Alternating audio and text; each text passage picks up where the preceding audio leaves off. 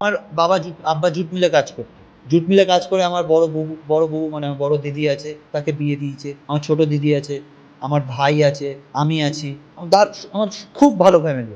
খুব আমার মা, আব্বা খুব ভালো ফ্যামিলি। সেই ফ্যামিলিতে সুন্দর ফ্যামিলিটাকে আমার আব্বা অল্প পয়সাতে জুট মিলে কাজ করলে ওইটুকু পয়সা হবে। অল্প পয়সাতে আমাদের ফ্যামিলিটা চালাতো। ডাল, আলুর চোখা ভাত খেয়েছি, কোনোদিন ডাল, আলু সিদ্ধ খেয়েছি।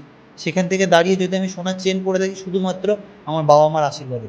আজকে যেখানে দাঁড়িয়ে রয়েছি সেটা হলো আমার মা-বাবার আশীর্বাদে বা আমার আমার বড় দিদি, বড় ছোট দিদি, আমার ভাই সবার ভালোবাসার জন্য আমি এখানে। কারণ তাদের একটা আমার ব্যাক সাপোর্ট খুব ভালো ছিল।